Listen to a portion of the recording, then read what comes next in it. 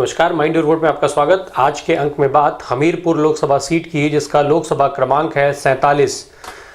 हमीरपुर को वीरों की भूमि के तौर पर जाना जाता है। आल्हा और उदल की ये धरती है। आल्हा और उदल ऐसे दो वीर, बल्कि महावीर, जिन्होंने पृथ्वीराज चौहान को हराया। फिर बाद में ये देश हित जो राज्य के लिए, राज्य के तरफ से लड़ने के लिए पृथ्वीराज चौहान के साथ आ गए थे। हमीरपुर बुंदेलखंड का हिस्सा है, जो कभी राजा छत्रसाल का क्षेत्र हुआ करता था, फिर बाद में मराठाओं के अधीन रहा। मराठाओं के बाद जब अंग्रेज यहाँ पर आए तो मराठा और अंग्रेजों की जब संधि हुई तो उसमें ये हिस्सा अंग्रेजी हुकूमत में चला गया। ये साल 1802 में संधि हुई थी, इसमें ये हिस्सा अंग्रेजी साम्राज्य का हिस्सा बन गया था। फिर बाद में जब 1947 में जो समय अंग्रेजी हुकूमत का शासन चल रहा था, उसकी अपने सुगमता के लिए हमीरपुर को उन्होंने अलग जिला बनाया। हमीरपुर में राजनीति की बात की जाए तो विधानसभा की 5 सीटें हमीरपुर, राठ, महोबा, चरखारी और तिंदवारी, ये 5 विधानसभा की सीटें हैं वहाँ पर। जो लोकसभा का चुनाव हुआ था वो 1952 में जब देश में चुनाव हुए थे तो उसी समय ये यहाँ भी चुनाव हुआ था। शुरुआती दौर में जिस तरीके से यहाँ भी शुरुआती दौर में कांग्रेस ने राज किया, कांग्रेस ने साल 1952 से लेकर के और लगातार 5-6 कार्यकाल कांग्रेस को यहाँ जीत मिली। 1952, 57 और 62 में कांग्रेस के टिकट पर चुनाव लड़ करके मुन्नू लाल द्विवेदी यहाँ से सांसद हुए थे, तो वहीं स्वामी ब्रह्मानंद कांग्रेस के टिकट पर ही चुनाव लड़े और 67 और 71 का चुनाव यहाँ से जीत करके संसद पहुँचे। साल 1977 में ये सीट भारतीय लोकदल के हिस्से में चली गई। जब तेज प्रताप सिंह यहाँ से सांसद बने तो फिर 1980 और 1984 में ये सीट कांग्रेस पार्टी के पाले में रही। 80 में यहाँ से डूंगर सिंह जो चुनाव लड़े थे कांग्रेस के टिकट पर, इनके लिए खुद इंदिरा गांधी चुनाव प्रचार करने के लिए आई थी। उस समय ये सीट खासी चर्चित रही थी।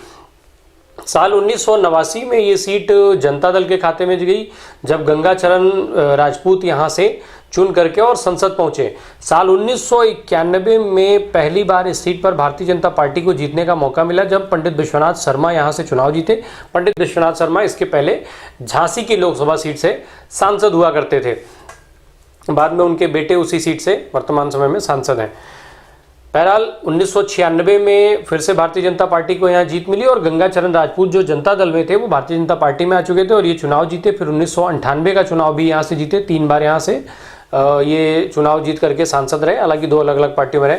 1999 में ये सीट बहुजन समाज पार्टी के पास चली गई। अशोक कुमार सिंह चंदेल यहाँ से सांसद चुने गए। 2004 में ये सीट समाजवादी पार्टी के पास रही, जब राजनारायण बुधोलिया यहाँ से सांसद चुने गए थे। फिर 2009 में ये सीट बसपा के खाते में रही, जब विजय बहादुर सिंह यहाँ से सांसद रहे। 2014 में पुष्पेंद्र चंदेल यहाँ से भारतीय जनता पार्टी के टिकट पर चुनाव लड़े, जीते और फिर 2019 में भारतीय जनता पार्टी ने उसको दूसरी बार अपना उम्मीदवार बनाया और चुनाव जीत करके वर्तमान समय में सांसद हैं। पुष्पेंद्र चंदेल की बात करें तो 8 अक्टूबर 1973 को इनका जन्म महोबा में हुआ था। MA और LLB की इन्होंने पढ़ाई की, बुंदेलखंड और इलाहाबाद यूनिवर्सिटी से अपनी शिक्षा दीक्षा पूरी की। बाद में वकालत वगैरह भी की और फिर हालांकि मुख्य व्यवसाय अपना कृषि दिखाते हैं जो इनके कागजों के हिसाब से। शुरुआती दौर में ही ये राष्ट्रीय स्वयंसेवक संघ से जुड़े बाल स्वयंसेवक के तौर पर, और फिर उसके बाद विद्यार्थी परिषद से जुड़े। ये आगे चल करके भाजपा का जो स्पोर्ट्स सेल है उसमें संयोजक बने। जब ये संयोजक बने तो उस समय चूंकि ये शुरुआती दौर से भाई जब बाल स्वयंसेवक थे तब से काफ़ी सक्रिय थे, विद्यार्थी परिषद में भी खूब सक्रिय रहे। उसको बढ़ाने के लिए उन्होंने बहुत कई ऐसे काम किए जिसको नोटिस किया गया था।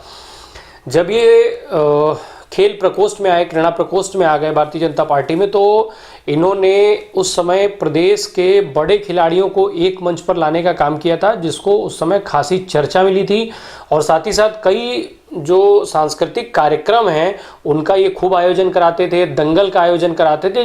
ये ऐसे आयोजन थे जिनको लेकर के ये बड़े नेताओं के संपर्क में रहा करते थे और इसका फ़ायदा इनको मिला।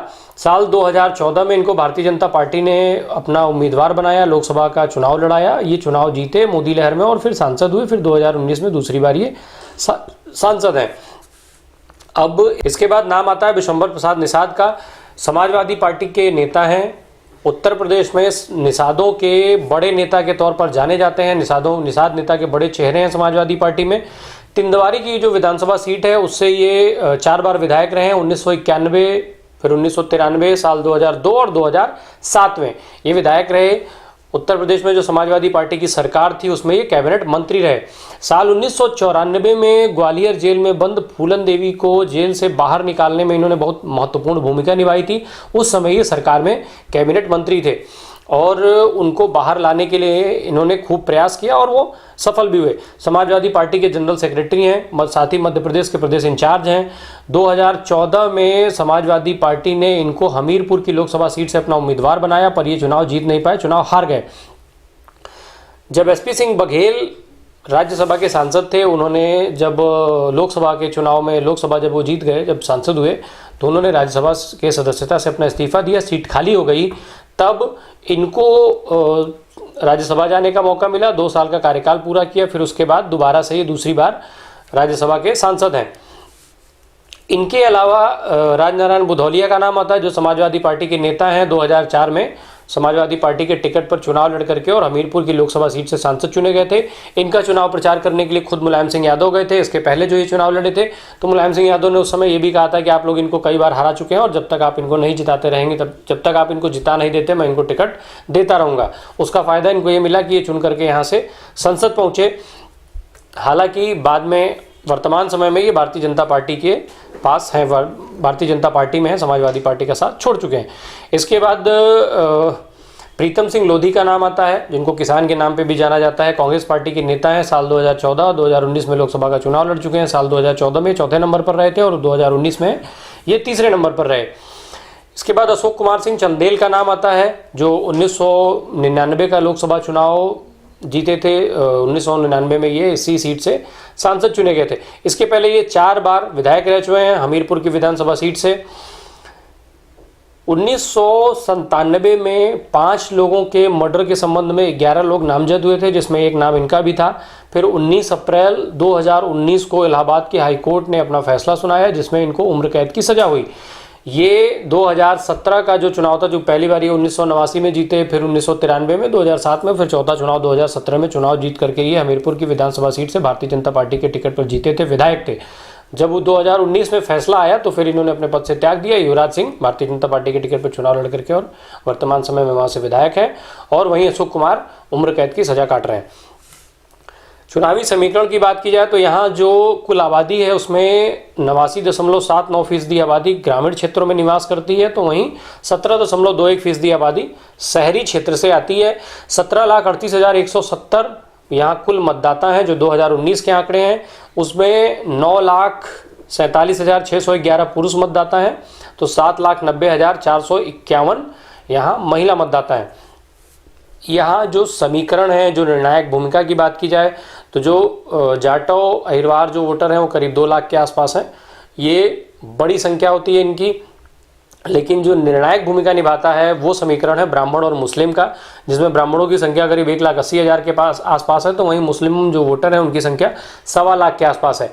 अब जो पार्टी अपना जाति समीकरण साध लेती है, जो प्रत्याशी जाति समीकरण पर फिट बैठता है, वो अपने भाग्य का यहाँ अपने पक्ष में फैसला करा पाता है।